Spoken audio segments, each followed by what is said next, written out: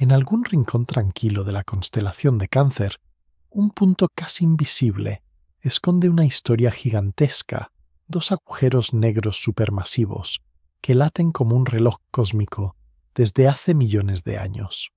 Esta noche, el viaje se adentra en Ojki 287 en sus destellos que anuncian choques de discos ardientes, órbitas imposibles y tiempo que se estira hasta rozar el silencio. Si te gusta este tipo de relatos para relajarte y dormir, dale like al video, suscríbete al canal y activa la campanita para no perderte los próximos viajes. En una pequeña región de la constelación de Cáncer, la luz de Ojki 287 lleva más de un siglo mostrando destellos en los registros humanos. Esos destellos importan porque revelan un centro doble, dos agujeros negros que comparten la gravedad de una galaxia entera. Al final de este recorrido quedará claro cómo esos estallidos permiten empezar a esos objetos seguir su baile y probar las leyes de la gravedad extrema. En medio del fondo oscuro, OJ 287 aparece como un punto nervioso, un faro intermitente que late despacio como dos sombras hundidas en una niebla ardiente. OJ 287 es un blazar, un tipo de núcleo activo cuyo chorro relativista apunta casi hacia la Tierra. En palabras simples, una galaxia lejana se reduce a un corazón brillante que domina toda la luz que llega hasta los telescopios. Esa imagen sencilla es útil, pero también engañosa, porque detrás del resplandor se esconde una estructura compleja que conecta muchas escalas diferentes. Desde la red de filamentos de gas que alimenta a la galaxia hasta el borde del horizonte de sucesos, todo participa en el parpadeo observado. Comprender que cada destello resume procesos muy lentos ayuda a situar el fenómeno en una escala de millones de años. La luz que se mide hoy salió de OJ 287, cuando la Tierra tenía un aspecto muy distinto. Aún así, el patrón de brillo que describe sigue encajando con modelos modernos de masas órbitas y tiempos del sistema binario. Sobre la superficie de los detectores solo aparecen líneas que suben y bajan curvas de luz, registradas con paciencia por generaciones de telescopios. Detrás de esas curvas se esconde una idea sencilla y profunda. OGA 287 actúa como un reloj gravitatorio de periodo muy largo. Cada gran destello marca una fase concreta de la órbita del agujero negro secundario alrededor del primario supermasivo. Ese reloj no está tallado en metal, sino en masa gas caliente y curvatura del espacio-tiempo. Su funcionamiento depende de cuánto material cae hacia el centro, de cómo se organiza el disco de acreción y de la forma de la órbita. La presencia de dos agujeros negros implica que el campo gravitatorio cambia con el tiempo, se deforma y se reajusta a medida que la órbita avanza. Una imagen útil es la de una esfera pesada hundiéndose lentamente en una lámina elástica que cede un poco más en cada vuelta. Cada vez que el secundario atraviesa el disco de gas caliente alrededor del primario, comprime el material y libera una cantidad notable de energía. Esa liberación se traduce en un estallido óptico que, tras viajar miles de millones de años, se registra como un aumento repentino de brillo. Por eso cada destello histórico no es un fenómeno aislado, sino una página concreta dentro de una órbita que tarda aproximadamente una docena de años. A medida que las observaciones se acumulan, el patrón completo de picos y silencios de luz permite reconstruir la forma y la orientación de esa órbita. También deja ver la velocidad con la que el sistema pierde energía en forma de ondas gravitacionales invisibles para los ojos, pero presentes en los cálculos. La curva de luz se vuelve así una partitura silenciosa donde cada máximo de brillo marca un compás del baile orbital. La regularidad no es perfecta y esos pequeños adelantos o retrasos contienen la huella de efectos relativistas sutiles y de cambios en el disco de gas. Que teorías formuladas hace décadas describan tan bien un sistema tan lejano da a cada destello un valor doble. Por un lado, revelan el estado actual del binario, y por otro confirman una vez más la solidez de las leyes que gobiernan la gravedad. Pensar en esas escalas de tiempo introduce una forma suave de consuelo. Mientras las estaciones cambian con rapidez en la Tierra OGFA 287, sigue un calendario propio y extremadamente lento. En ese calendario un solo período orbital puede abarcar varias etapas completas de una vida humana. Esa diferencia suaviza la percepción del tiempo y sugiere que los procesos cósmicos avanzan con una paciencia que diluye las prisas cotidianas. Esta primera mirada permanece aún en la superficie del fenómeno, cerca de las curvas de luz y de la idea general de un sistema binario. Más allá de esa superficie, esperan detalles sobre el entorno de la red cósmica y el cúmulo que alberga la galaxia. Después vendrán el halo de gas, el disco de acreción y las regiones donde la intuición poco a poco empieza a fallar. En las secciones siguientes, el relato se acercará paso a paso, desde las grandes escalas hasta las cercanías del horizonte de sucesos. Por ahora basta con sostener una imagen calmada, un punto lejano en Cáncer que se enciende con una cadencia medible en décadas.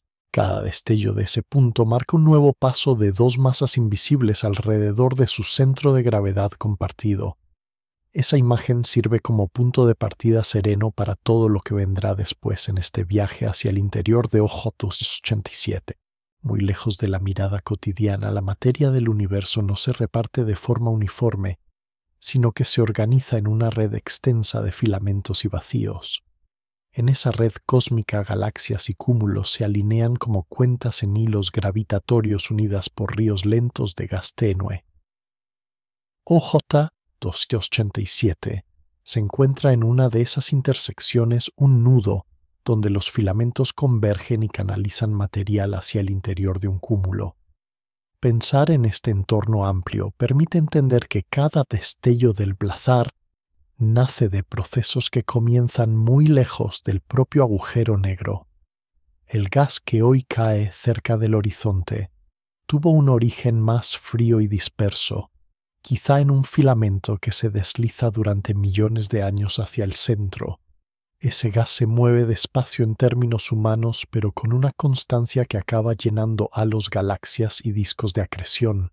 La red cósmica actúa como un sistema de carreteras silenciosas por donde circula materia casi invisible que mantiene activos los núcleos durante tiempos inconcebiblemente largos.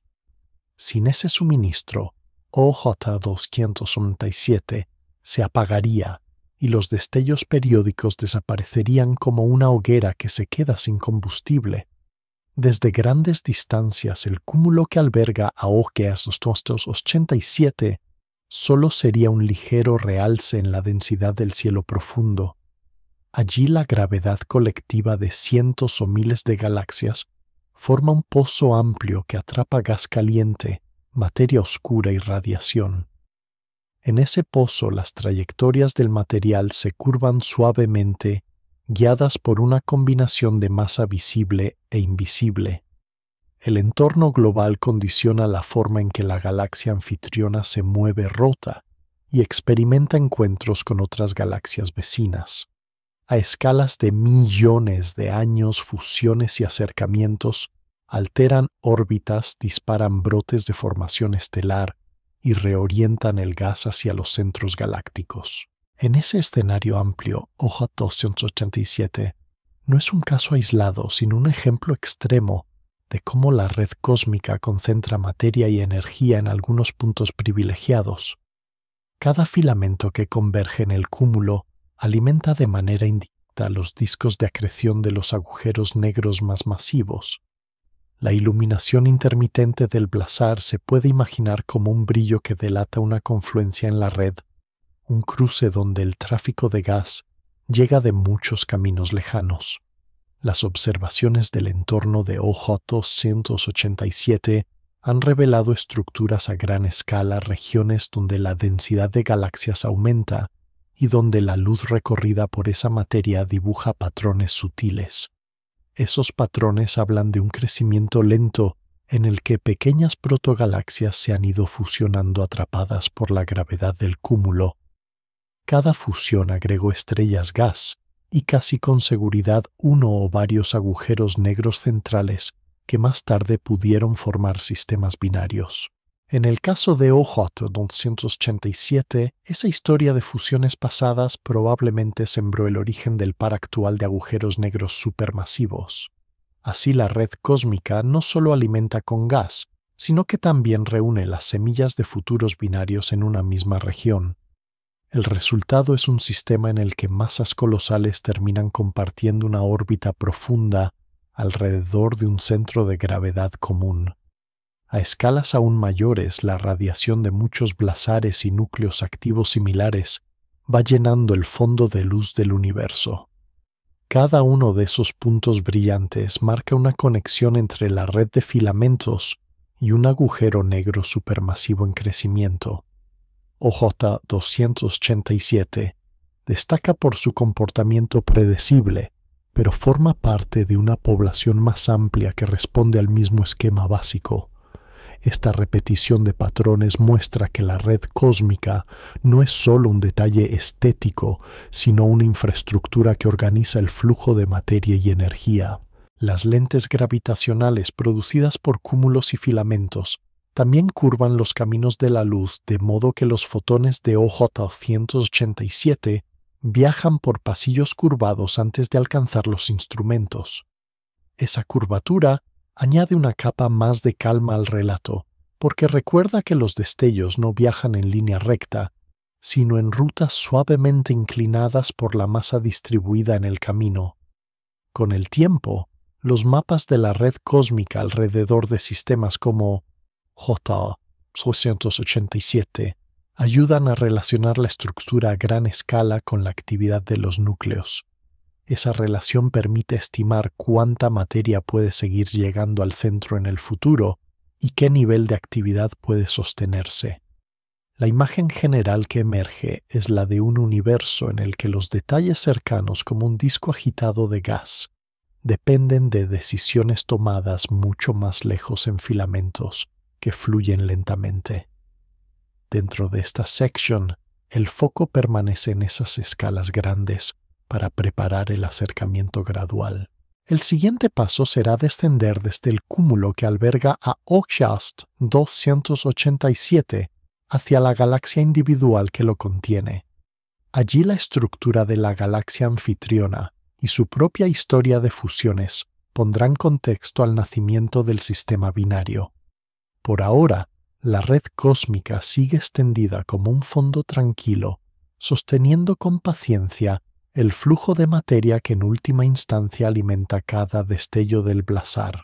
Dentro del cúmulo donde vive OJ 287, la gravedad conjunta de muchas galaxias forma un pozo amplio y profundo, un valle silencioso tallado en el tejido del espacio-tiempo. En ese valle las trayectorias de gas estrellas y materia oscura se curvan con suavidad como hojas que descienden siguiendo remolinos en una corriente grande. La galaxia anfitriona de OJ 287 no flota aislada, sino sumergida en este entorno compartido, donde cada masa añade una pequeña inclinación al paisaje.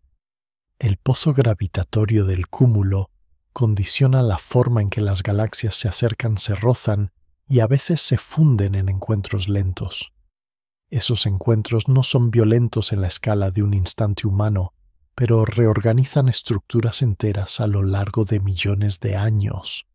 Cuando una galaxia se acerca a otra bajo la influencia del cúmulo, sus estrellas se deforman en colas y arcos suaves, y el gas se redistribuye hacia el interior.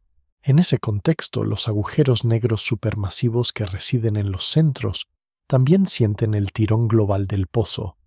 Sus órbitas, fusiones y alineamientos se desarrollan dentro de un marco más amplio, donde el cúmulo marca el tono de fondo. La luz de OJE 287 con sus destellos periódicos es solo una voz particular dentro de un coro de fuentes que comparten el mismo campo gravitatorio. Desde grandes distancias el cúmulo puede imaginarse como una esfera difusa de luz, algo más brillante que el fondo con pequeñas chispas que representan a cada galaxia. En el interior de esa esfera, el gas caliente llena los espacios entre las galaxias y emite radiación de alta energía. Ese gas se mantiene atrapado por la gravedad del cúmulo, formando un océano tenue que baña a todas las estructuras internas. A medida que el gas se enfría de forma desigual, pequeñas porciones pueden empezar a deslizarse hacia las galaxias individuales. La galaxia de OJ 287 recibe así un goteo constante de materia procedente del entorno común. Esa alimentación lenta contribuye a sostener la actividad del núcleo central durante tiempos muy prolongados. Resulta calmante pensar que los destellos actuales del blazar dependen en parte de decisiones tomadas por la gravedad del cúmulo hace eones. En este pozo amplio las rutas de salida para la materia son escasas, y casi todo tiende a permanecer confinado girando y cayendo hacia zonas de mayor densidad. La materia oscura del cúmulo invisible pero dominante refuerza aún más este confinamiento. Su presencia se detecta en la forma en que las galaxias se mueven en las velocidades que muestran cuando se observa su desplazamiento. Los movimientos no coinciden con lo que produciría solo la materia luminosa, y esa discrepancia señala un fondo silencioso de masa adicional. OJ 287 orbita dentro de ese patrón, y el sistema binario central evoluciona en un escenario diseñado por fuerzas que no emiten luz. La orientación del eje del blazar, el ángulo preciso con el que su chorro apunta hacia la Tierra, también se ve influido por la historia dinámica del cúmulo. Pequeñas perturbaciones acumuladas durante miles de millones de años pueden haber reorientado la galaxia y su núcleo. Cada fusión menor, cada encuentro con galaxias satélite, añade un ligero giro que el pozo gravitatorio no impide pero sí encausa. Esa suma de giros explica que hoy el chorro relativista de OJ 287 apunte casi en dirección a los instrumentos humanos. La forma del pozo a gran escala también condiciona cómo se propagan los chorros una vez que salen de la galaxia. En regiones donde la densidad del gas intracúmulo es mayor, el chorro encuentra más resistencia, se curva levemente o se dispersa. En zonas más vacías puede avanzar más libre dejando estructuras alargadas que conservan memoria de episodios pasados de actividad. Aunque la historia detallada del chorro de OJ 287 no se resuelve por completo el marco del cúmulo, ofrece el escenario necesario para entender sus posibles caminos. La sensación que produce este panorama es la de una jerarquía tranquila. El cúmulo establece el fondo, la galaxia anfitriona actúa como escenario intermedio y el sistema binario central representa la escena más íntima. Cada escala sostiene a la siguiente, de modo que el ritmo de los destellos solo se comprende por completo al recordar la profundidad del pozo que los contiene. El potencial del cúmulo extendido sobre millones de años luz es tan suave y amplio que las órbitas internas parecen pequeños remolinos dentro de una depresión mucho mayor. Esa suavidad ayuda a mantener un entorno relativamente estable en el que el binario puede completar órbitas repetidas, sin interrupciones catastróficas. Gracias a esa estabilidad, las curvas de luz de OJ 287 pueden mostrar patrones que se repiten con una regularidad suficiente para probar teorías. En este punto del recorrido, la mirada sigue situada en la escala del cúmulo, pero el foco empieza a desplazarse hacia la galaxia concreta que alberga el blazar. Dentro de ese marco común, la galaxia anfitriona tiene su propia historia de fusiones, rotaciones y flujos de gas. Es en esa historia más cercana donde se encuentra el origen directo del par de agujeros negros que domina el centro. La siguiente etapa del viaje descenderá desde el pozo amplio del cúmulo hasta la estructura de la galaxia individual, donde la luz de OJ 287 se confunde con la de miles de millones de estrellas más discretas. Dentro del cúmulo, la galaxia que alberga Cierta 287 parece solo una mancha suave de luz perdida entre vecinas algo parecidas. Sin embargo, su interior guarda una historia larga y paciente. Es una galaxia masiva, probablemente de tipo elíptico, donde la mayoría de las estrellas son viejas y siguen órbitas amplias y tranquilas. El brillo normal de esas estrellas queda casi borrado por la intensidad del núcleo activo en el centro. En las imágenes profundas, el núcleo aparece como un punto muy brillante, mientras que la galaxia se extiende alrededor como un resplandor tenue casi escondido. Esa diferencia hace que durante mucho tiempo resultara difícil separar la luz del cuerpo galáctico del destello constante del blazar. Los telescopios veían primero la variación rápida del núcleo, y solo después, con análisis cuidadosos, emergía la forma difusa de la galaxia anfitriona. Aún así, esa estructura grande está ahí con su halo de estrellas, sus cúmulos globulares y posibles cicatrices de fusiones pasadas. Puede imaginarse como una ciudad nocturna, donde una plaza central saturada de faroles oculta la trama de barrios silenciosos que se extienden hacia afuera. En esos barrios lejanos las estrellas apenas sienten los detalles del núcleo. Siguen trayectorias determinadas sobre todo por la masa distribuida en el bulbo y en el halo de materia oscura. Más cerca del centro la situación cambia de manera gradual. Allí el campo gravitatorio del agujero negro supermasivo principal empieza a dominar y a curvar las órbitas con más fuerza. Esa transición desde la influencia colectiva de la galaxia hasta la influencia concentrada del núcleo crea un entorno especial. En ese entorno un segundo agujero negro puede quedar atrapado en una órbita cerrada alrededor del primero. La galaxia actúa entonces como un recipiente ancho que recoge y guía a dos masas oscuras hacia una región central compartida. Cada fusión pasada, cada encuentro con una galaxia satélite, pudo aportar un nuevo agujero negro al corazón común. A lo largo del tiempo, la fricción gravitatoria con las estrellas del fondo y con el gas fue restando energía a esos objetos. De este modo, los agujeros negros se hundieron poco a poco hacia el centro como piedras pesadas que se deslizan por el fondo de un lago muy profundo. El resultado visible hoy es un núcleo doble, escondido dentro de una cáscara mucho mayor de estrellas y gas.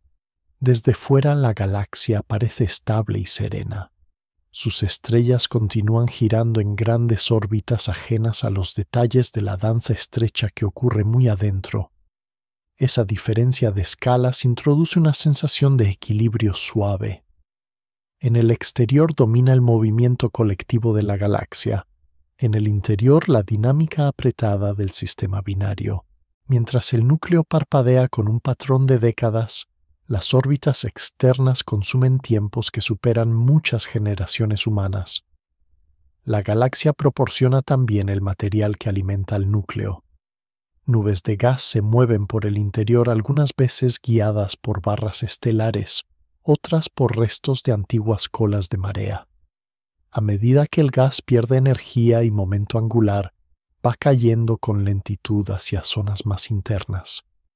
Parte de ese material acabará formando el disco de acreción que brilla alrededor del agujero negro principal. Otra parte se mezclará con la envoltura gaseosa más amplia, un halo caliente que rodea a la galaxia. El estado actual del núcleo con sus destellos periódicos es la consecuencia de esta historia combinada de fusiones caídas de gas y reorganizaciones suaves. Pensar en la galaxia anfitriona como un cuerpo grande y estable ayuda a colocar el fenómeno de OJ-187 en contexto. El sistema binario no flota aislado, sino apoyado en la masa, la forma y la memoria dinámica de toda la galaxia. Las estrellas del bulbo no giran en un disco fino, sino que se mueven con trayectorias más aleatorias. Esas trayectorias forman una especie de enjambre suave, donde los movimientos individuales se mezclan en un brillo uniforme. Al medir la anchura de las líneas espectrales de la galaxia, se puede estimar la velocidad con que esas estrellas se desplazan. Esa velocidad típica revela cuán profundo es el pozo de gravedad en el centro. Un pozo más profundo implica una masa central mayor y con ella mayores posibilidades de alojar agujeros negros muy pesados. Incluso si la galaxia no muestra brazos espirales ni estructuras llamativas, su perfil de luz y sus velocidades internas cuentan una historia detallada. Hablan de un crecimiento sostenido de fusiones antiguas y de una larga convivencia entre estrellas gas y materia oscura. En ese contexto silencioso, el núcleo activo es solo la parte más visible de un equilibrio mucho más amplio. El siguiente paso en el recorrido será alejarse un poco del brillo de las estrellas y entrar en ese halo gaseoso que envuelve a la galaxia. Allí la materia adopta una forma más difusa y caliente, preparada para seguir su camino lento hacia el disco que ilumina los destellos del blazar. Dentro de la galaxia anfitriona de OJ 287, la materia no se detiene en las órbitas de las estrellas, sino que se extiende más allá en un halo silencioso de gas caliente. Ese halo circungaláctico funciona como un depósito amplio y difuso, un almacén donde el gas puede permanecer durante largos periodos antes de decidirse a caer hacia el centro. Entender esta reserva extensa ayuda a ver que los destellos del blazar no dependen solo de lo que ocurre muy cerca del agujero negro, sino también de lo que sucede en estas capas lejanas y tranquilas. El gas del halo se mantiene a temperaturas altas lo bastante calientes como para emitir radiación tenue, pero no tanto como para escapar del pozo de gravedad de la galaxia. En esa mezcla de calor y confinamiento, las partículas describen trayectorias lentas, subiendo y bajando en órbitas amplias alrededor del bulbo estelar. De vez en cuando alguna región del halo pierde un poco de energía y se vuelve algo más densa y fría. Esas pequeñas variaciones pueden parecer insignificantes en el conjunto, pero con el tiempo dan origen a flujos suaves que se deslizan hacia el interior. En escalas inmensas, el halo circungaláctico actúa como una atmósfera muy extendida, donde el gas tarda millones de años en reorganizarse. Se puede imaginar como una neblina cálida que envuelve la galaxia casi invisible pero siempre presente. Las simulaciones y observaciones de sistemas similares sugieren que gran parte del gas que finalmente alimenta a los núcleos activos pasa antes por esta región. Esto significa que cada destello de OJ 287 tiene en su pasado remoto una etapa en la que el material formaba parte de esta niebla extendida. El halo también recibe aportes constantes. Chorros vientos estelares y explosiones de supernovas expulsan gas desde el interior de la galaxia hacia afuera. Ese gas no siempre logra escapar por completo. Muchas veces se detiene en el halo donde se mezcla con el medio caliente ya existente. Con el tiempo, parte de ese material vuelve a descender cerrando un ciclo lento de subida y caída. De esta manera, la galaxia recicla parte de su propio contenido y el halo se convierte en intermediario entre los procesos internos y el espacio más vacío del cúmulo. En el caso de OJ 287, este reciclaje adquiere un matiz especial. El núcleo activo impulsado por el sistema binario de agujeros negros puede lanzar vientos y chorros que calientan y remueven el gas. Cada fase de intensa actividad deja una huella en el halo modificando su temperatura, su densidad y sus movimientos. Cuando la actividad se calma, el halo se relaja poco a poco, como un líquido agitado que vuelve a un estado más uniforme. Esta relación de ida y vuelta entre núcleo y halo crea una sensación de respiración lenta a escala galáctica. La galaxia inhala gas desde el cúmulo hacia su halo y con el tiempo hacia su centro. Después exhala energía y materia a través de chorros y vientos que vuelven a inflar el halo. Ese ritmo amplio se superpone al compás más específico de los destellos periódicos del blazar. Mientras los estallidos marcan intervalos de décadas, el halo vive ciclos que abarcan cientos de millones de años. Pensar en ambos relojes a la vez invita a una visión serena del sistema. Ockhokwan 2287 no quema su combustible de forma desordenada, sino que participa en un ciclo regulado por esta envoltura gaseosa lenta. El halo también suaviza los contrastes. Cuando el núcleo emite una gran cantidad de energía, parte de esa energía se disipa en el gas circundante calentándolo y extendiendo el efecto a escalas mayores. Así, un episodio puntual en el centro puede influir en la estructura del halo durante largo tiempo. Al mismo tiempo, la presencia de un halo caliente y relativamente estable impide que todo el gas caiga de golpe hacia el agujero negro. En lugar de un torrente brusco, el flujo hacia el centro se parece más a una llovizna constante y paciente. Esa llovizna es suficiente para sostener la actividad del disco de acreción y del sistema binario, pero no tan intensa como para vaciar la reserva. De este modo, el halo circungaláctico actúa como moderador de la historia de O-287. Filtra la llegada del gas, recibe la energía expulsada y mantiene un equilibrio amplio entre alimentación y pérdida. A medida que la mirada se desplaza desde este entorno difuso hacia regiones más internas, el gas dejará de formar una neblina casi homogénea y empezará a organizarse en nubes más densas y cortinas de polvo. Es en esas capas siguientes donde el juego de ocultación y revelación se vuelve importante y donde los destellos del blazar adquieren matices según el camino que encuentra la luz al salir del centro. Ese cambio de escala marcará el paso desde la atmósfera lejana de la galaxia hacia sus pasillos internos más densos, donde la gravedad impone ya un orden más estricto. Más cerca del centro de la galaxia de OJ-287, el gas deja de ser una neblina uniforme y empieza a concentrarse en nubes más densas mezcladas con granos de polvo microscópicos. Estas nubes internas forman cortinas irregulares que envuelven al núcleo activo, abriendo y cerrando ventanas hacia el corazón del sistema binario. En este entorno, la luz emitida cerca del agujero negro principal no viaja por un espacio vacío, sino que atraviesa capas superpuestas de gas y polvo que la atenúan, la enrojecen o la desvían. La idea esencial es sencilla. Lo que se observa desde lejos no solo depende de lo que ocurre en el centro, sino también del camino cambiante que la luz recorre al salir. Algunas líneas de visión encuentran huecos más claros, pasillos casi transparentes entre nubes. Otras chocan con regiones más densas donde la luz se dispersa o se absorbe antes de escapar. Se puede imaginar este entorno como una serie de velos semitransparentes colgados a distintas distancias del núcleo, movidos lentamente por corrientes de gas y por la gravedad. Cuando una parte del disco interno se vuelve más luminosa, la luz busca su salida a través de estos velos. Si el camino coincide con un hueco, el destello llega con fuerza a los telescopios y se registra como un cambio brusco en la curva de luz.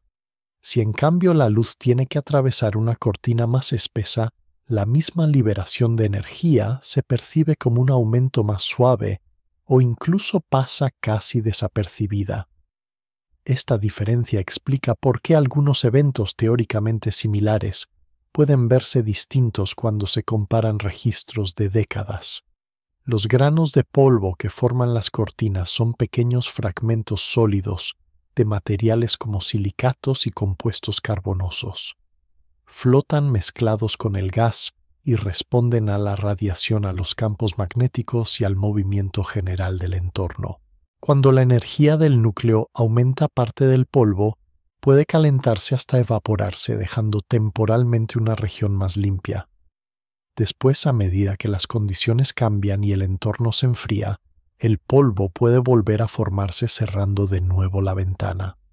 Este ciclo de destrucción y creación de polvo añade su propio ritmo lento a la escena.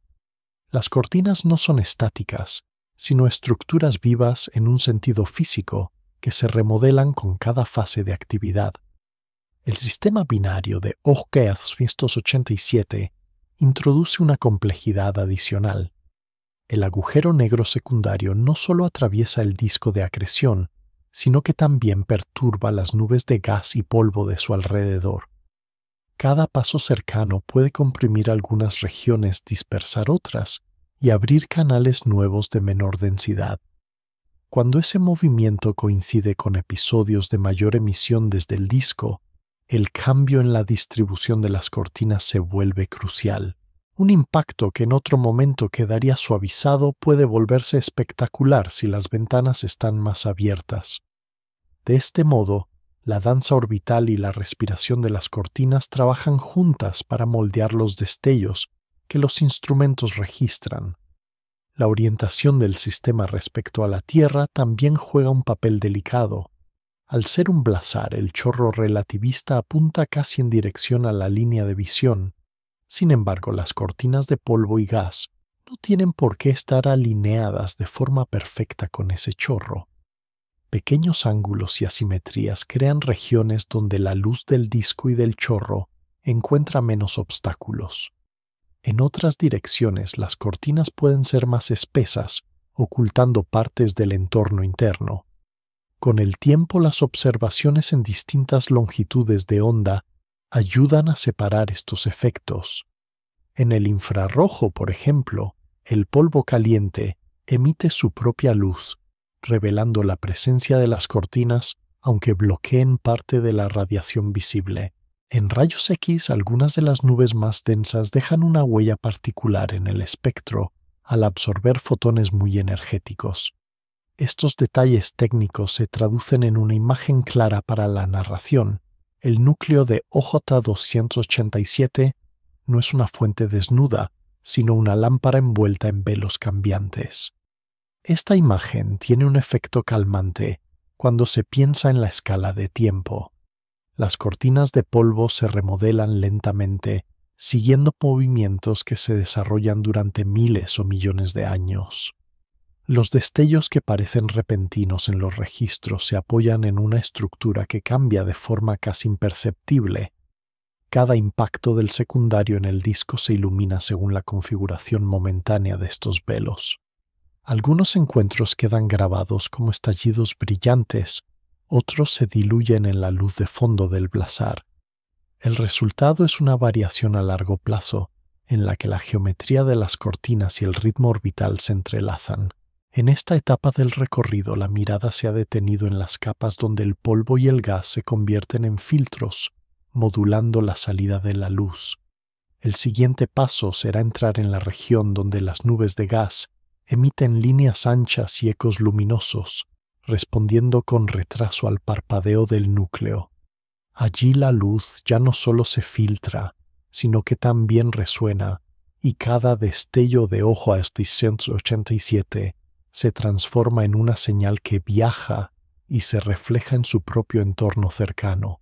Más adentro de las cortinas de polvo que rodean a 287, el gas ya no se limita a absorber y filtrar luz, sino que también empieza a emitirla con un lenguaje propio. En esta región conocida como zona de líneas anchas, las nubes de gas se mueven tan rápido alrededor del agujero negro supermasivo que sus firmas de luz aparecen extendidas y suavizadas. La idea central es simple: el núcleo parpadea, y estas nubes responden como si el entorno cercano fuera una sala donde los destellos se convierten en ecos luminosos. Las nubes están formadas por gas ionizado, es decir, átomos, a los que se han arrancado electrones por la intensa radiación del centro. Cada vez que esos electrones se recombinan o saltan entre niveles de energía, emiten fotones en colores concretos. Sin embargo, la velocidad orbital de las nubes y la compleja geometría del campo gravitatorio ensanchan esas líneas convirtiendo lo que sería una nota fina en una franja ancha en el espectro. El resultado es un conjunto de firmas suaves y extendidas que hablan de movimientos rápidos y profundos. A primera vista, estas líneas pueden parecer detalles técnicos, pero en realidad ofrecen una herramienta muy clara para medir distancias y masas. Cuando el núcleo central de OJ 287 aumenta su brillo, esa luz adicional tarda un tiempo en alcanzar las nubes de la región de líneas anchas. Al recibir el pulso, las nubes se iluminan un poco más y emiten con mayor intensidad. Al cabo de un intervalo medible, los observadores detectan un aumento correspondiente en las líneas anchas. Ese retraso entre el destello original y la respuesta del gas funciona como un eco. Midiendo el tiempo entre ambos, se puede estimar el tamaño de la región emisora.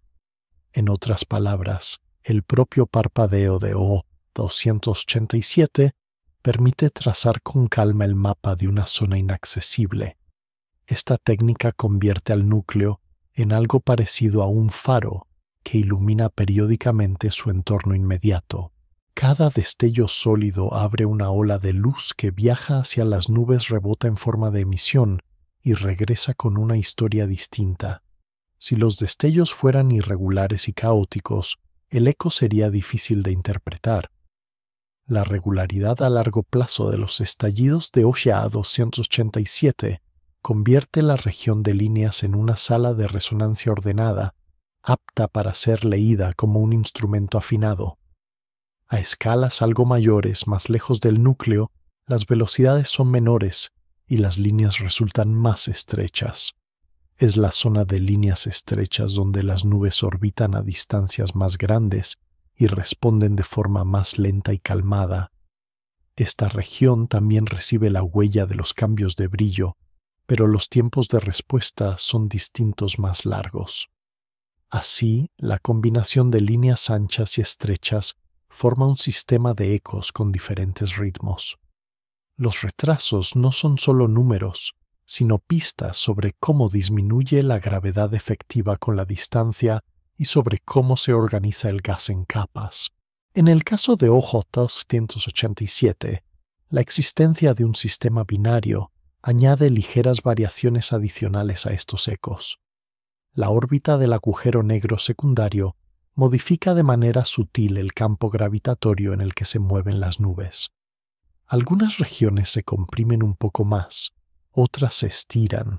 Esas variaciones pueden cambiar la velocidad media del gas y por tanto la anchura de las líneas que se observan.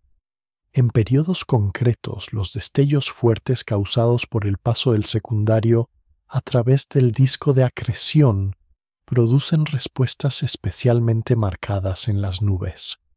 Algunas se iluminan con mayor intensidad y la luz que devuelven lleva la huella combinada de la perturbación orbital y de la estructura de la región. Pensar en este conjunto de procesos como un sistema de ecos suaves ayuda a visualizar el entorno cercano del binario sin recurrir a imágenes complicadas. El núcleo emite, el gas responde y la luz resultante viaja hacia los detectores con un mensaje claro. El mensaje habla de distancias de velocidades y de la profundidad del pozo gravitatorio. Cada línea ancha es una especie de trazo borroso que al analizarse revela el equilibrio entre atracción hacia el centro y velocidad orbital. Los modelos que ajustan estas líneas permiten estimar la masa del agujero negro principal con notable precisión. En un sistema como OJ 287, donde los destellos tienen un patrón reconocible, estas estimaciones se vuelven aún más robustas. Con el tiempo, la comparación entre distintos episodios de brillo revela si la estructura de la región de emisión cambia, si las distancias aparentes se modifican, si los retrasos se acortan o se alargan. Eso puede indicar que el gas se ha reorganizado, quizá empujado por el paso repetido del secundario o por cambios en el disco interno. De este modo, los ecos luminosos no solo dibujan una instantánea, sino también una película lenta de la evolución del entorno, El efecto que produce esta visión es el de un mecanismo silencioso y regular. Aunque el núcleo parpadea y genera destellos que en los gráficos parecen bruscos, el gas responde siguiendo reglas suaves dictadas por la gravedad. Nada ocurre de forma desordenada. Cada eco llega cuando le corresponde, y cada línea ancha se ensancha justo en la medida que marca la velocidad del gas. Tras recorrer esta región de nubes que emiten y reflejan la mirada, se prepara para acercarse aún más hacia la estructura plana y caliente del disco de acreción. Allí la materia ya no orbita en nubes dispersas, sino en un remolino continuo, donde la fricción transforma la caída en luz y calor, y donde el agujero negro secundario encuentra el escenario físico de los impactos que alimentan los grandes destellos de OJ 87. Muy cerca del corazón de OJ 287, la materia deja de estar organizada en nubes sueltas y se concentra en una estructura más definida. Es el disco de acreción un remolino plano de gas caliente que gira alrededor del agujero negro supermasivo principal. En palabras simples, es una especie de lago brillante en rotación donde cada anillo interior viaja más rápido que el anterior.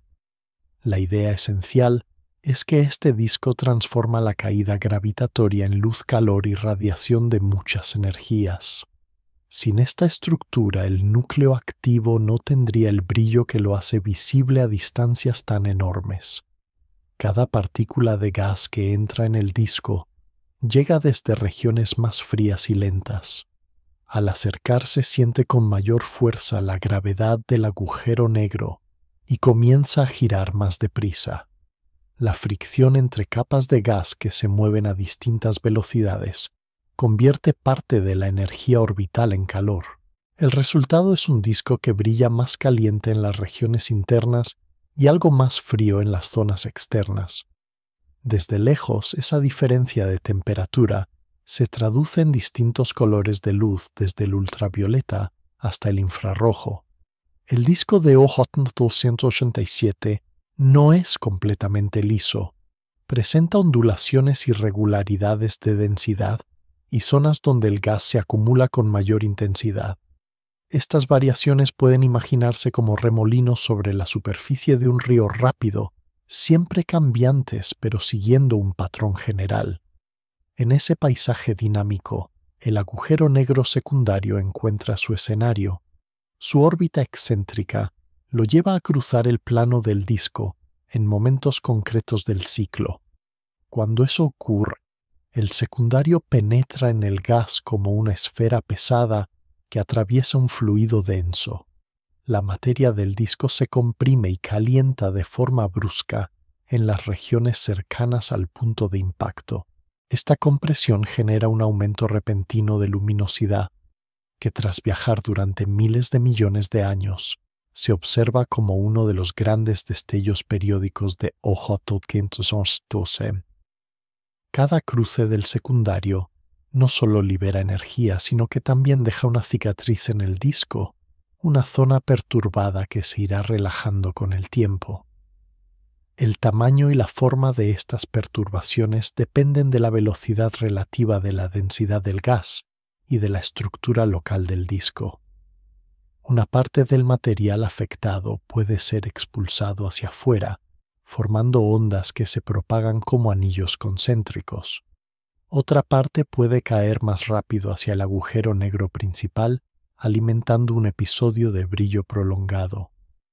Ese doble efecto explica por qué algunos destellos muestran un pico agudo, seguido de una cola de luz más suave. En otras fases de la órbita, cuando el secundario no atraviesa el disco, la actividad se mantiene pero en un nivel más moderado, sostenida por la acreción continua de gas desde las regiones exteriores. El disco también siente la influencia de campos magnéticos que se estiran y retuercen con el movimiento del gas ionizado.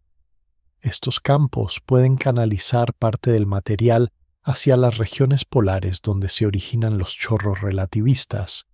Al mismo tiempo, contribuyen a transportar momento angular hacia afuera, permitiendo que el gas interior caiga más cerca del agujero negro principal.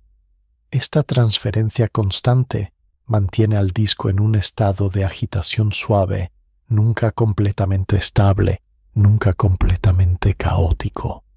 La temperatura en las zonas internas alcanza valores tan altos que el gas emite sobre todo en luz ultravioleta y rayos X suaves.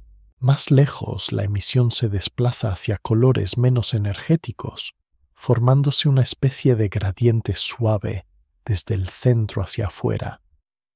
Cuando el secundario atraviesa una región especialmente caliente, el contraste entre la temperatura de fondo y el calentamiento adicional se vuelve notable. Esa diferencia refuerza el destello y deja una señal clara en los registros. La suma de todos estos efectos convierte al disco de acreción en una especie de superficie donde se escribe la historia del sistema binario. Cada deformación, cada onda, cada región más densa guarda memoria de encuentros pasados. Las simulaciones permiten ver cómo el disco se estira, se rompe parcialmente y se recompone tras cada visita del secundario. Aunque los detalles finos no puedan observarse directamente, las curvas de luz y los cambios de color ofrecen indicios suficientes para reconstruir un cuadro coherente. Desde el punto de vista del tiempo humano, estos procesos parecen rápidos cuando se expresan en años o décadas. Sin embargo, comparados con la vida del sistema, son solo pequeños parpadeos. El disco lleva mucho tiempo existiendo alimentado por el gas que llega desde el halo circungaláctico y desde la propia galaxia. Sus ondulaciones se superponen como capas de memoria, donde el patrón regular de los impactos del secundario destaca sobre un fondo de variaciones más suaves. La sensación que transmite este paisaje interno es la de un organismo lento que responde con calma, incluso cuando sufre perturbaciones intensas. En el marco de este documental, el disco marca el punto en el que la materia pasa de órbitas amplias y difusas a trayectorias apretadas muy cerca del horizonte de sucesos. Es también el último escenario donde la intuición clásica mantiene cierta comodidad. Más cerca del agujero negro, la geometría del espacio-tiempo empezará a desviar las ideas simples. Con esa transición en mente, el siguiente tramo del viaje se dirigirá hacia la corona caliente, situada sobre el disco, una región menos densa pero muy energética, donde las partículas alcanzan velocidades extremas y la luz se endurece, preparando el camino hacia las zonas límite en las que la gravedad domina casi por completo. Sobre el disco de acreción incandescente de OCA 187 se extiende una región más tenue, pero extraordinariamente energética conocida como la corona. No es una superficie sólida ni una capa uniforme, sino un volumen de gas muy caliente y poco denso, donde las partículas cargadas se mueven a velocidades extremas.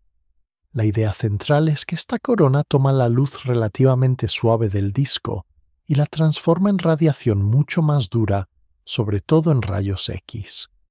En este entorno, fotones de energía moderada chocan repetidamente con electrones rápidos y en cada encuentro ganan un poco de fuerza. Tras muchos choques salen convertidos en destellos de alta energía que viajan hacia el espacio profundo. De esta manera la corona actúa como una especie de horno invisible que refina la luz del disco y la convierte en una firma característica de los núcleos activos. La estructura de la corona no es completamente regular. Se organiza en lazos y regiones donde los campos magnéticos se enroscan, se estiran y a veces se reconectan. Cada reconexión libera energía de manera concentrada, calentando aún más el gas y acelerando partículas. Estos episodios se traducen en pequeñas variaciones del flujo de rayos X superpuestas al comportamiento más estable del disco subyacente. En OGA 287, esas variaciones se mezclan con el patrón a largo plazo de los grandes destellos producidos por el paso del agujero negro secundario a través del disco. Cuando un impacto perturba las capas internas, la corona responde con cambios en su temperatura y en su densidad.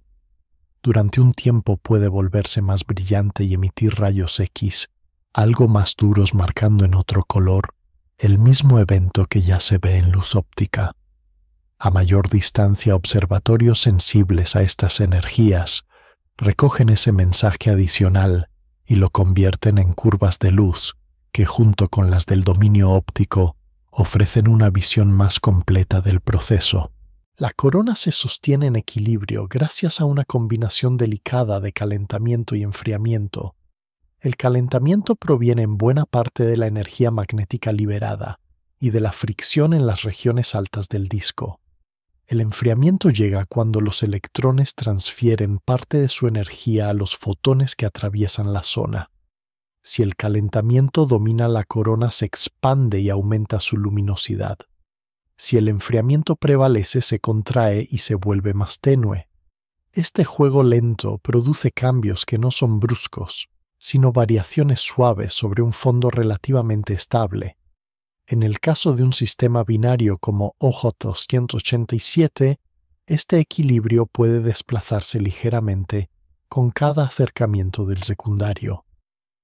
Al modificar la distribución de masa en el disco interno, la órbita introduce pequeñas asimetrías en los campos magnéticos y en la forma del flujo de gas. Algunas regiones de la corona reciben entonces más energía que otras y se calientan de manera preferente, creando parches, donde la emisión en rayos X se intensifica. Con el tiempo esas diferencias se suavizan, pero dejan una huella reconocible en los registros, especialmente cuando se comparan distintos ciclos de destellos separados por años. Otra función importante de la corona es su relación con los chorros relativistas. Parte de las líneas de campo magnético que emergen del disco interno se anclan en esta región caliente y se extienden hacia el espacio polar. Allí canalizan materia y energía hacia los chorros que caracterizan a los blazares.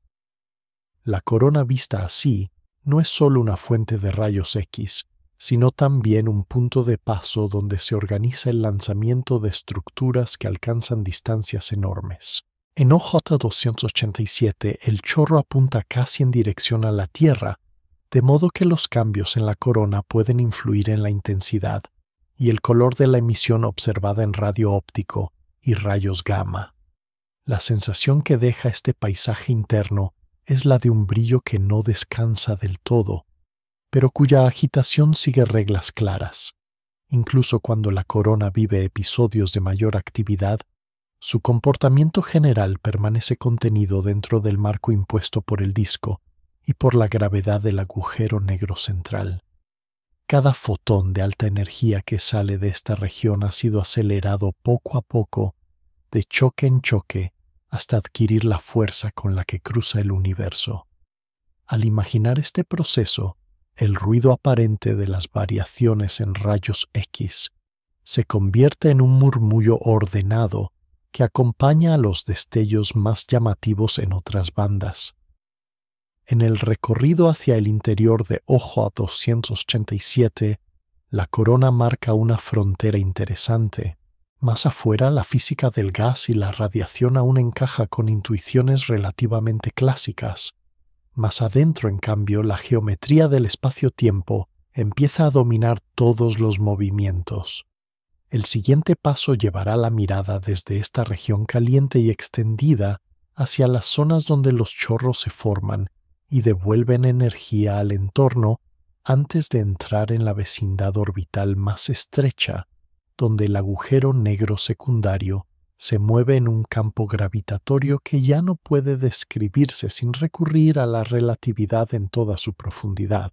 Desde la corona caliente de OJ287 se elevan estructuras aún más llamativas, los chorros relativistas, que dan al sistema su carácter de blazar.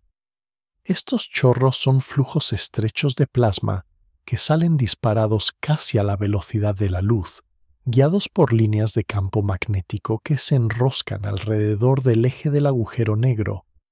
La imagen esencial es la de dos haces opuestos que atraviesan la galaxia y el cúmulo, llevando energía lejos del centro.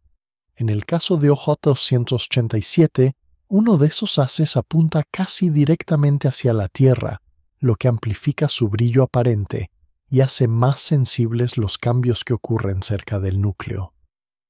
El origen del chorro se encuentra en la región interna del disco de acreción y en la corona.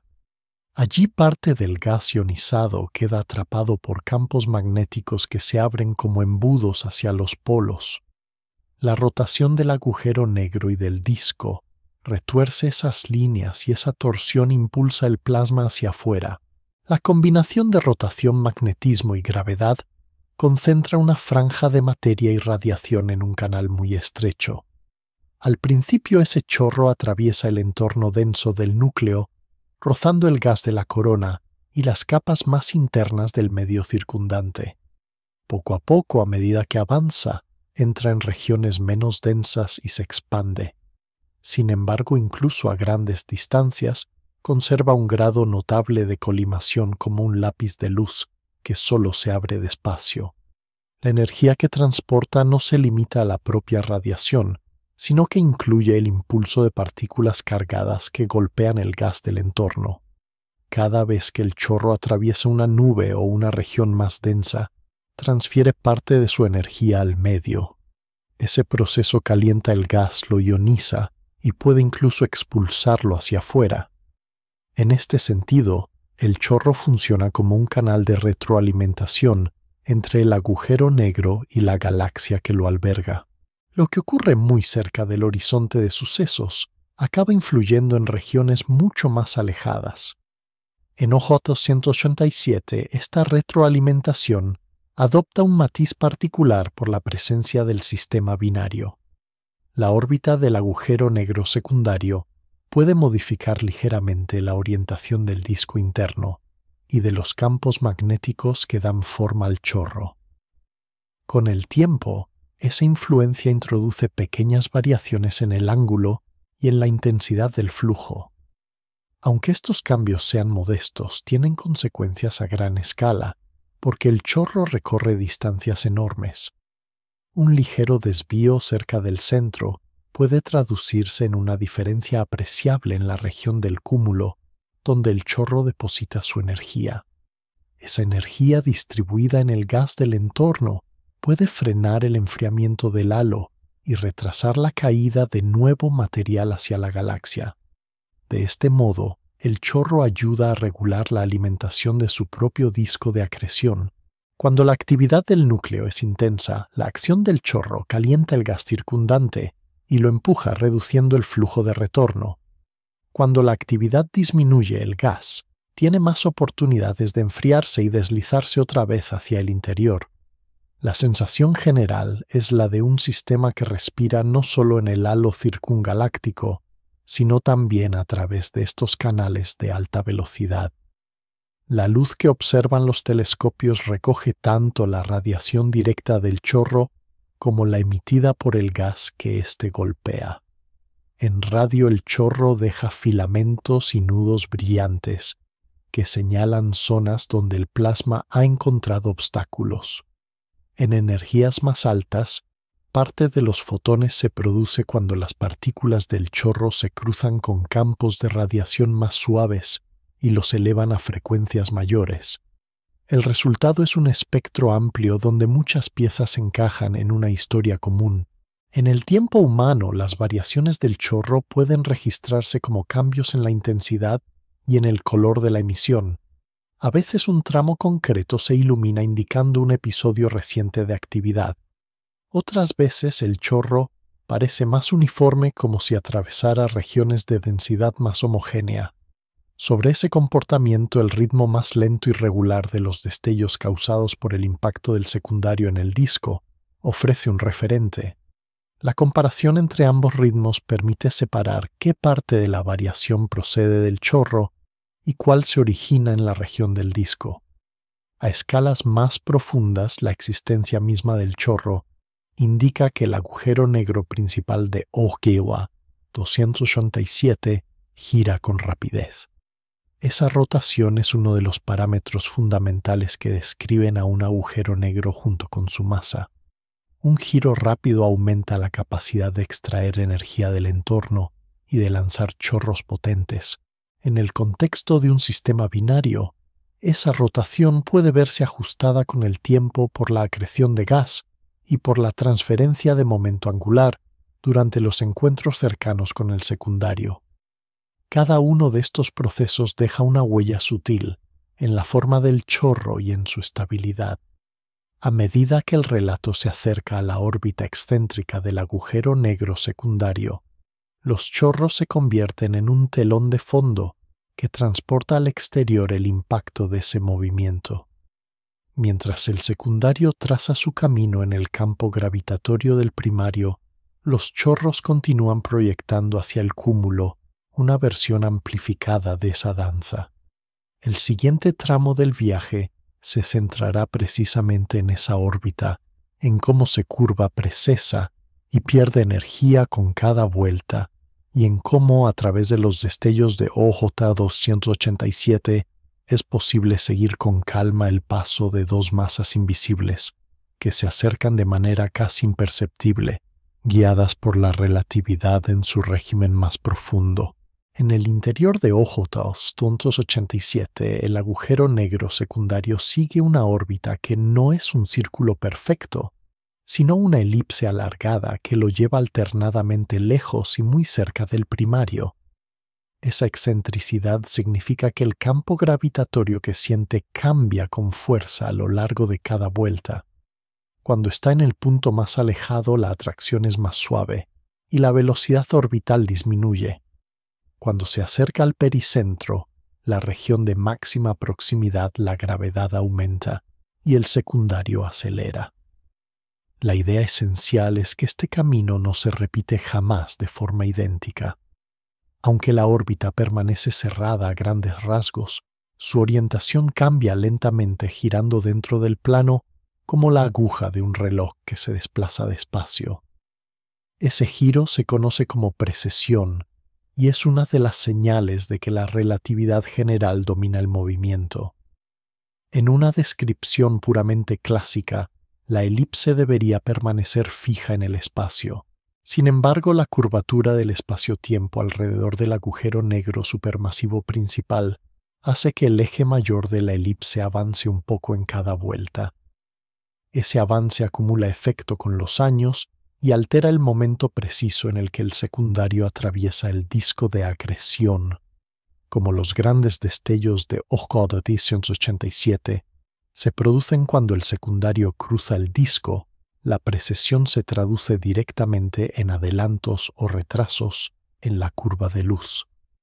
Los modelos que combinan la excentricidad de la órbita, la masa de ambos agujeros negros y los efectos relativistas permiten predecir cuándo deberían producirse los impactos más fuertes. Si la teoría fuera incompleta, los destellos observados se desviarían de esas predicciones. El hecho de que muchos estallidos encajen con los tiempos calculados convierte a OJ-287 en un laboratorio donde la relatividad se comprueba una y otra vez. En este escenario, la órbita excéntrica tiene otra consecuencia importante.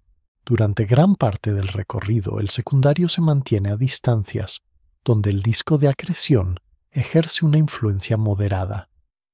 Allí, la perturbación que produce es más suave y su efecto sobre el brillo del núcleo se diluye entre las variaciones normales de la acreción.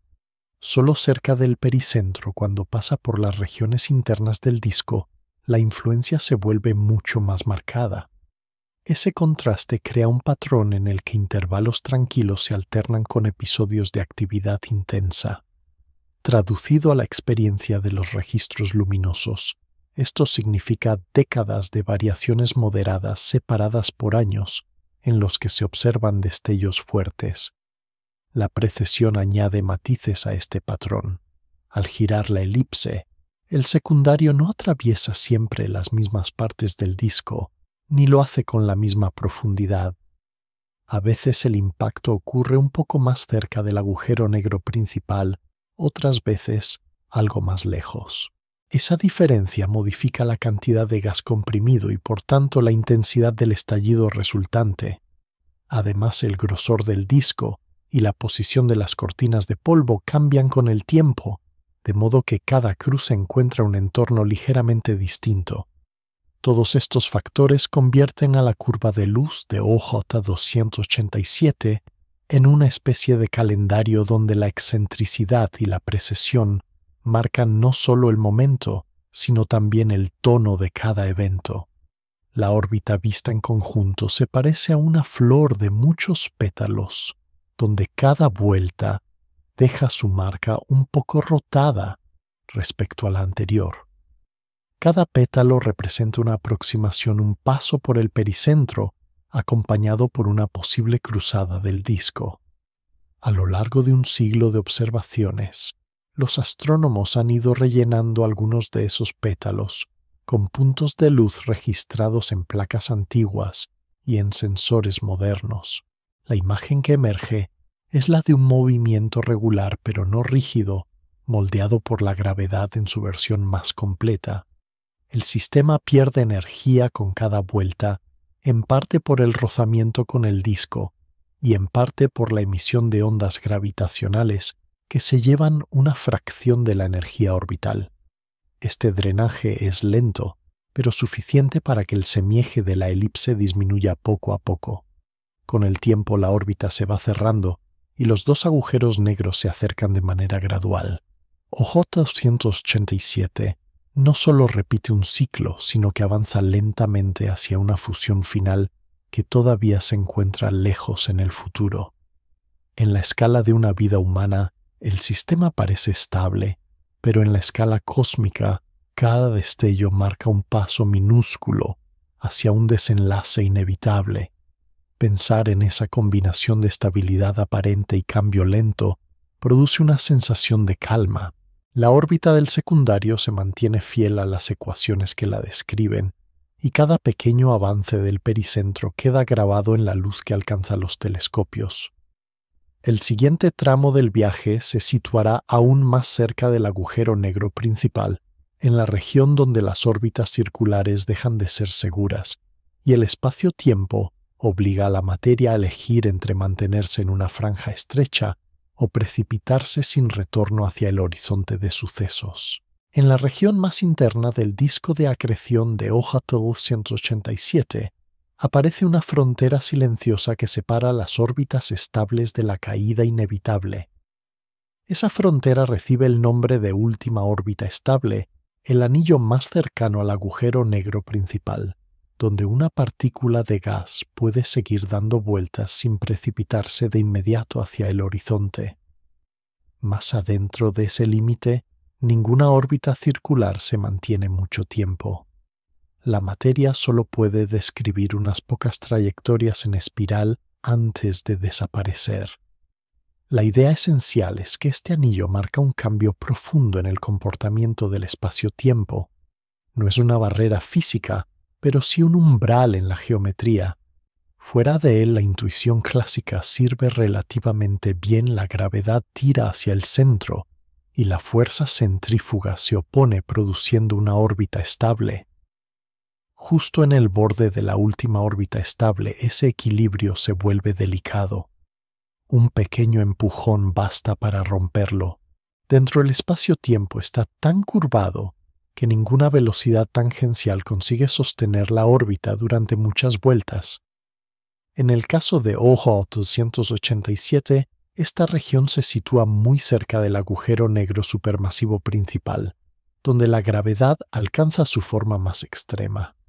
El disco de acreción que se extiende hacia afuera se va adelgazando y calentando mientras se acerca a este anillo. Las partículas de gas que llegan a esta zona han perdido ya casi todo su momento angular útil.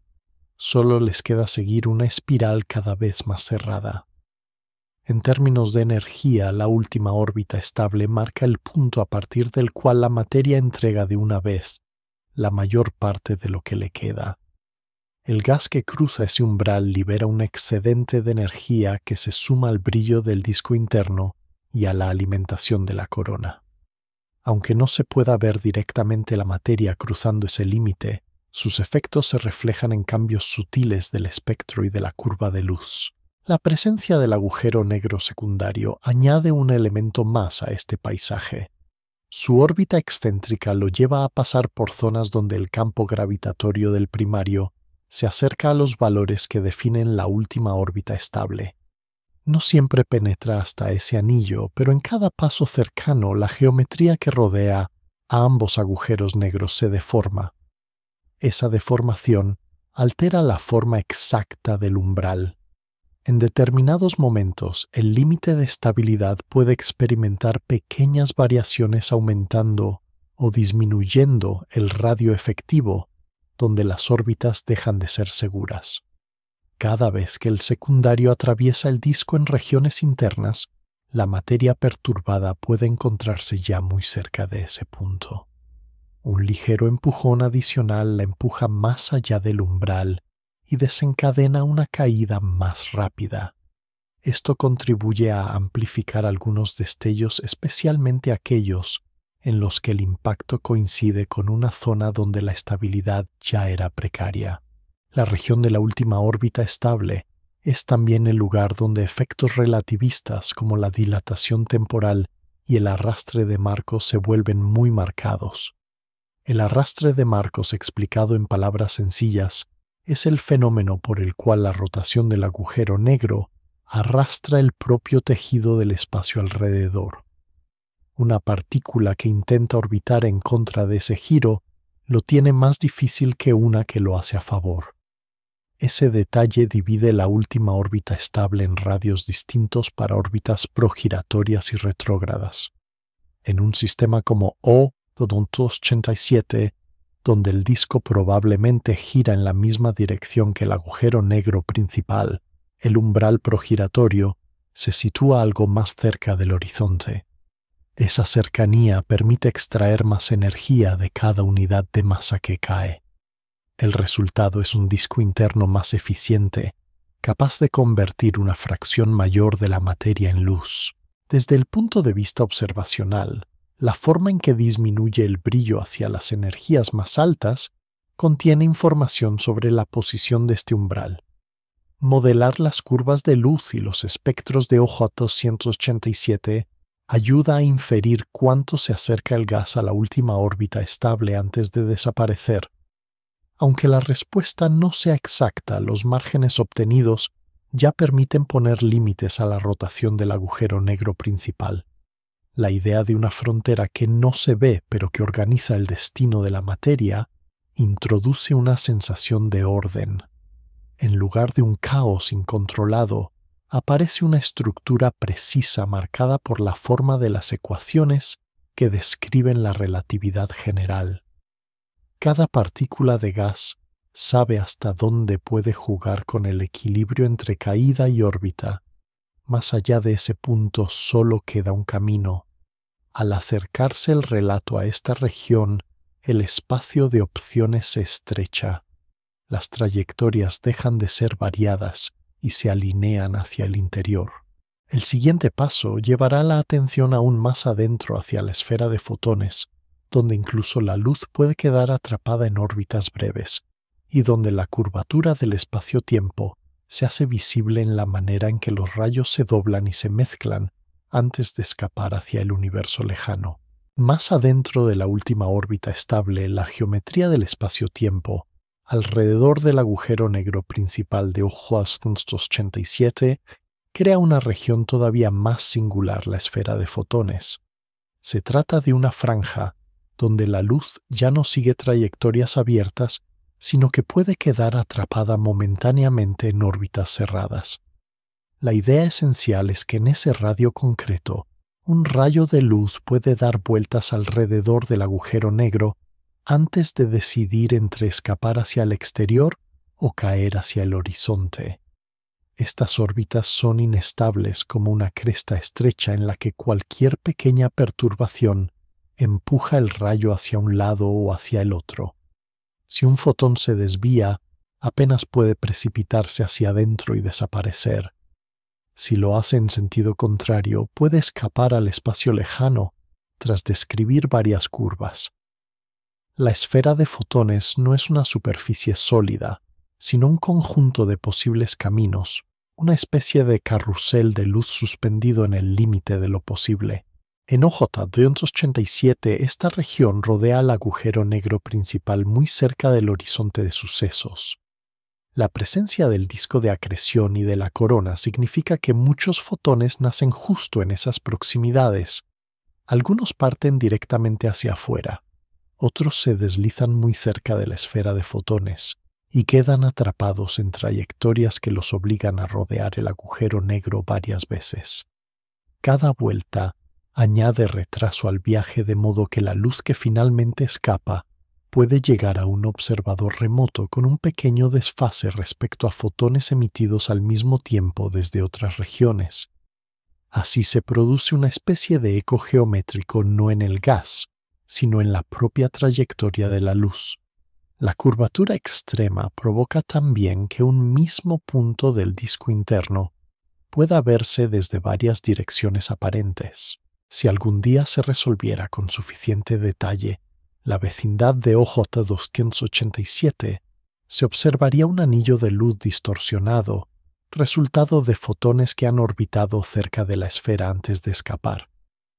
Ese anillo marcaría el contorno de la sombra del agujero negro, una zona oscura donde la luz que intenta salir no logra alcanzar al observador. Aunque OJ-287 esté demasiado lejos para obtener todavía una imagen de ese tipo, la teoría indica que la esfera de fotones está presente y organiza silenciosamente la distribución de la luz que llega hasta los telescopios. La presencia del agujero negro secundario hace que este carrusel de luz no sea perfectamente simétrico. Su campo gravitatorio, aunque más débil que el del primario, introduce deformaciones adicionales en las trayectorias posibles. Un fotón que recorre la vecindad de la esfera puede sentir una ligera atracción extra si pasa cerca del secundario. Esa influencia puede aumentar el número de vueltas antes de escapar o precipitar la caída hacia el interior. En instantes muy concretos cerca de los cruces del secundario, con el plano del disco, la distribución de luz alrededor de la esfera puede volverse más compleja. Algunos rayos emitidos en el impacto podrían tomar caminos muy curvados y llegar al observador después de rodear el sistema. Aunque hoy solo se perciba el brillo integrado en las curvas de luz, el patrón de fluctuaciones contiene en forma muy mezclada la huella de estas trayectorias dobladas. La esfera de fotones también desempeña un papel en la forma del chorro y en la manera en que la luz de la corona se proyecta hacia afuera. Los fotones que parten en direcciones casi tangenciales al agujero negro pueden rozar esta región antes de incorporarse al flujo general. Al hacerlo, se concentran en ángulos específicos, reforzando ciertas direcciones de emisión. Desde la perspectiva de un observador lejano, esto contribuye a la apariencia de anillo brillante alrededor de la sombra, aunque en OJ-287 ese anillo no pueda distinguirse aún. La idea de luz que gira varias veces antes de liberarse añade una capa de calma al relato. Los fotones no marchan de manera inmediata hacia el exterior, sino que algunos se demoran, siguen curvas cerradas, exploran el entorno antes de continuar su viaje. Cada uno de esos caminos curvados aumenta el tiempo total necesario para llegar a la Tierra. La luz que se registra hoy en los instrumentos puede haber dado esas vueltas adicionales, añadiendo fracciones de segundo al trayecto sobre un fondo de miles de millones de años. A escala humana ese retraso es imperceptible. A escala conceptual ayuda a visualizar la fuerza con la que el espacio se curva en la vecindad del agujero negro. La esfera de fotones marca así un límite visual. Más adentro, ni siquiera la luz que intenta tomar caminos inclinados logra escapar. Más afuera, los rayos pueden desviarse, pero conservan trayectorias que recuerdan a las que se describirían en un espacio menos curvado. Este límite visual se complementa con el umbral dinámico de la última órbita estable. Juntos definen una transición entre regiones donde la intuición aún puede apoyarse en comparaciones con órbitas y regiones donde todo movimiento queda atrapado en la lógica de la caída. Al avanzar el relato hacia el horizonte de sucesos, la esfera de fotones queda como una corona tenue alrededor de la sombra central. El siguiente paso consistirá en detenerse en el propio horizonte, en la idea de un punto sin retorno que no es una superficie sólida, sino un límite en la historia posible de cualquier trayecto y en la forma en que la dilatación del tiempo y la emisión de ondas gravitacionales hacen que la aproximación lenta de los dos agujeros negros de OJ 287 se convierta en una historia que para un observador remoto parece casi congelada. En la zona más íntima de OJ 287, el horizonte de sucesos del agujero negro principal marca un límite silencioso y definitivo. Ese horizonte no es una superficie material, no hay suelo ni pared, sino una frontera en la estructura del espacio-tiempo. La idea central es sencilla y profunda. Cruzar ese límite significa abandonar para siempre la posibilidad de enviar señales al exterior. Desde fuera ningún mensaje, ni siquiera un rayo de luz logra regresar.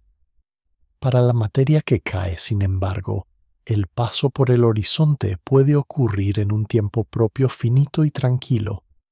La diferencia entre ambas perspectivas introduce la dilatación temporal, uno de los rasgos más llamativos de la relatividad general. Cerca del horizonte, el tiempo medido por un observador distante y el tiempo medido por un objeto que cae dejan de coincidir. A medida que la materia se aproxima al horizonte, la luz que emite se va volviendo más débil y más roja. Para un observador muy lejano, esa luz tarda más y más en salir, como si el objeto se congelara en una proximidad eterna, sin llegar a cruzar nunca el límite. En cambio, desde el punto de vista de la propia materia, el descenso continúa sin interrupción. El horizonte se aproxima, se cruza, y el viaje sigue hacia el interior. Este contraste crea una sensación extraña y serena. El agujero negro actúa como un punto de no retorno, pero el modo en que aparece congelado en el tiempo depende del lugar desde el que se mire. En OJ 287, las partículas de gas que se acercan al horizonte viven esa diferencia de forma continua. El disco de acreción alimenta la región interna con un flujo constante de materia, y una fracción de ese material se precipita más allá del umbral. Al mismo tiempo, la luz que escapa desde las capas próximas al horizonte transporta la marca de la dilatación temporal. Las variaciones en el brillo y en el color de la emisión de alta energía contienen huellas de esta cercanía extrema. Sobre este fondo de tiempo distorsionado, el sistema binario pierde energía en forma de ondas gravitacionales. Las ondas gravitacionales son ondulaciones en el propio tejido del espacio-tiempo, generadas cuando masas muy grandes aceleran en órbitas cerradas. En el caso de OJ 287, cada vuelta del agujero negro secundario alrededor del primario produce un patrón suave de estas ondas. La energía necesaria para mantener la órbita disminuye lentamente. Como respuesta, el semieje de la órbita se acorta y los dos agujeros negros se acercan con extrema lentitud. A escalas humanas la variación es casi imperceptible, pero con el paso de millones de años la diferencia se acumula. Cada destello registrado en la curva de luz señala una órbita ligeramente más compacta que la anterior. La dilatación temporal y la emisión de ondas gravitacionales se combinan para crear una historia peculiar del acercamiento. Para un observador remoto, el sistema parece repetir un ciclo casi idéntico con destellos que se producen en intervalos de unos pocos años corregidos por detalles relativistas. Sin embargo, en la descripción más completa, cada destello marca un paso minúsculo hacia una futura fusión. Desde la perspectiva del propio sistema, ese avance es real y seguro. Desde la perspectiva distante se manifiesta como una secuencia de eventos que parecen seguir una coreografía casi inmutable. Esa tensión entre cambio lento y apariencia de permanencia aporta a OJ 287 un carácter calmado. Nada ocurre de golpe. Las ecuaciones que describen la pérdida de energía en ondas gravitacionales predicen una espiral muy gradual. El horizonte de sucesos permanece mientras tanto como un contorno inalcanzable para cualquier mirada exterior. La materia se acerca, se distorsiona, y su luz se estira hasta disolverse en longitudes de onda demasiado largas para ser detectadas. Lo que cruza el horizonte se incorpora al interior sin dejar rastro directo. La única pista es la influencia gravitatoria posterior y, en el caso del sistema binario, el ajuste en la órbita. Al imaginar este proceso en OJ 287, la mente recorre una escala de tiempo que relaja. La aproximación de los dos agujeros negros no es una caída violenta, sino una danza espiral que se desarrolla a lo largo de un futuro remoto. Durante ese tiempo, el horizonte sigue siendo el límite firme del relato físico, la línea a partir de la cual la historia ya no puede contarse desde fuera. Los modelos indican que en algún momento lejano, la separación entre ambos agujeros negros será tan pequeña que la emisión de ondas gravitacionales se intensificará. La espiral se cerrará con mayor rapidez y la fusión liberará un pulso poderoso de energía gravitatoria. Ese pulso viajará por el universo como un estremecimiento breve en la geometría del espacio-tiempo. Para las generaciones que observan hoy, ese desenlace queda fuera del alcance práctico. Lo que sí se percibe es el preludio a la pérdida de energía, a un ritmo compatible con la teoría, y los pequeños ajustes de la órbita que se reflejan en los tiempos de los destellos. La dilatación temporal asegura que la aproximación parezca cada vez más lenta desde lejos, como si la historia se estirara sin llegar a su final. Esta mezcla de cambio real y apariencia de quietud completa la imagen del horizonte en OJ 187. No solo es un límite de espacio, sino también un límite de descripción. Más allá, la trayectoria de la materia abandona la parte del universo que puede enviar señales a telescopios. Antes de cruzarlo en la región todavía visible, la relatividad dicta cómo se curva el tiempo, cómo se atenúa la luz y cómo se escapa en ondas gravitacionales, una parte de la historia orbital del sistema binario. El siguiente y último tramo de este viaje se detendrá en el propio límite observacional de OJ 287, en lo que las curvas de luz han permitido reconstruir hasta ahora, y en la manera serena en que ese conocimiento limitado pero preciso basta para sentir que se ha acompañado al sistema desde la red cósmica lejana hasta el umbral oscuro donde el relato visible termina. Al llegar al tramo final de este recorrido, OJ 287, aparece como un sistema donde todo lo visible se detiene en un límite claro. Más allá del horizonte de sucesos, la historia continúa pero no puede contarse desde la luz. El límite observacional se encuentra justo antes de ese umbral, en la región donde el disco de acreción, la corona, la esfera de fotones y la órbita del secundario dejan señales en las curvas de luz. La idea esencial es que la humanidad conoce a OJ 287 solo a través de esas variaciones dispersas en registros que abarcan más de un siglo. Cada punto en esos gráficos representa un momento en la vida del sistema binario, un instante diminuto dentro de una historia que se extiende millones de años hacia el pasado y hacia el futuro. A escala humana parece mucho tiempo, a escala cósmica es apenas una muestra. Sin embargo, esa muestra resulta suficiente para pesar los agujeros negros, reconstruir con cuidado la órbita excéntrica del secundario y comprobar la precisión de las ecuaciones que describen la relatividad general. La luz de OJ 287 capturada en placas antiguas y en sensores modernos se convierte así en un instrumento. Con su ayuda se mide cuánto se deforma el espacio-tiempo cuando masas tan grandes giran en torno a un centro común. Los destellos más intensos vinculados a los pasos del secundario a través del disco marcan fechas concretas en las que el sistema revela su estructura de forma especial. Al encajar esos destellos en modelos detallados, se puede estimar la pérdida de energía en ondas gravitacionales y seguir cómo la órbita se acorta con el tiempo. La parte invisible, la propia onda gravitacional, se escapa por el universo, como un susurro en la geometría, todavía demasiado débil para los instrumentos actuales en estas frecuencias. Aún así, el ajuste entre teoría y observación en Hochultis 87 indica que ese susurro está ahí acompañando discretamente a la luz. El límite observacional no es solo espacial, sino también histórico.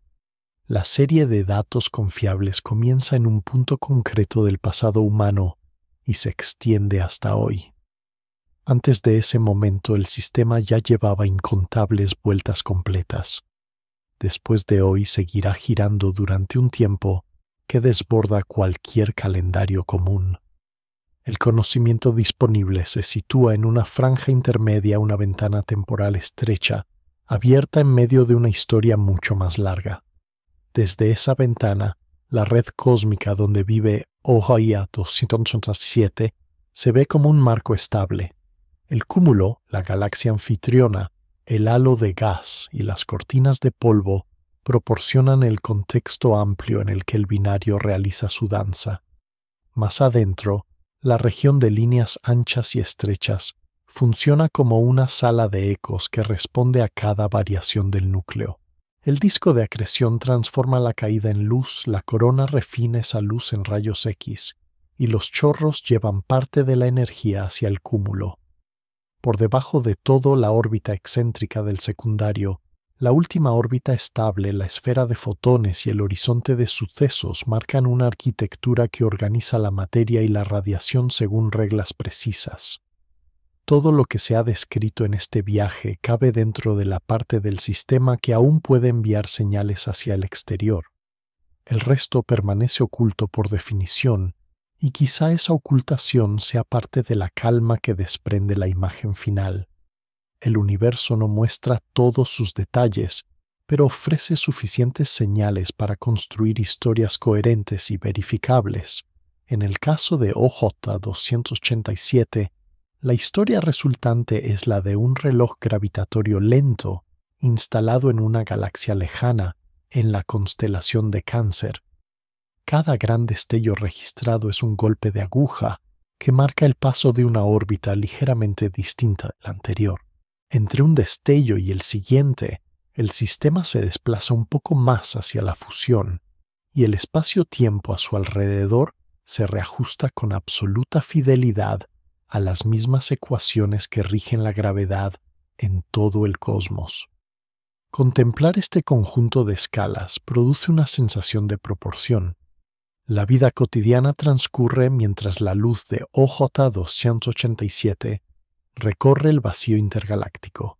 Cuando alcanza los telescopios, trae consigo la suma de procesos que comienzan en la red cósmica, pasan por el cúmulo, la galaxia, el halo y el disco, y terminan en la vecindad del horizonte. El límite observacional se sitúa justo ahí donde la materia aún puede emitir luz hacia afuera.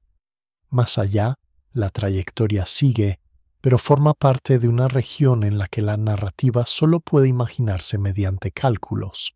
El valor de OJ 287 reside en que incluso con ese límite, el sistema permite probar ideas profundas sobre la naturaleza de la gravedad, el comportamiento de la luz en campos extremos y la forma en que el universo organiza la energía a gran escala. Al cerrar este recorrido, la imagen que queda es simple y serena, un punto intermitente en el cielo cuyos destellos periódicos hablan de dos agujeros negros que giran juntos perdiendo energía con una paciencia que desborda la escala humana. Cada nuevo estallido que se registre en el futuro añadirá una marca al largo registro de luz, refinando un poco más los parámetros de la órbita y confirmando, salvo sorpresa, que el espacio-tiempo sigue comportándose como se espera. Mientras tanto, la historia ya contada basta para sentir que el viaje ha acompañado a OJ 87 desde los filamentos más lejanos de la red cósmica hasta el borde oscuro, donde la observación termina y el silencio gravitatorio continúa. En el silencio de la noche terrestre, OJ-287 sigue brillando como un punto casi inmóvil sobre la constelación de Cáncer. Su luz llega después de un viaje de miles de millones de años, cargando con la memoria de filamentos, cúmulos, galaxias y discos de gas que han acompañado al sistema desde su origen. Cada destello registrado en los instrumentos forma parte de un patrón lento, un pulso gravitatorio que se extiende mucho más allá de cualquier biografía humana. La imagen de dos agujeros negros girando juntos, hundidos en una niebla ardiente, se asienta con suavidad en la mente. El sistema binario ya no aparece como algo violento, sino como un reloj paciente donde cada impacto en el disco, cada eco de luz en las nubes internas y cada variación en los chorros sigue reglas claras y constantes. El universo que lo rodea con su red de gas tenue y su cúmulo sereno sostiene esa danza sin prisa. Al recordar el viaje desde la red cósmica hasta el borde del horizonte, las escalas se acomodan.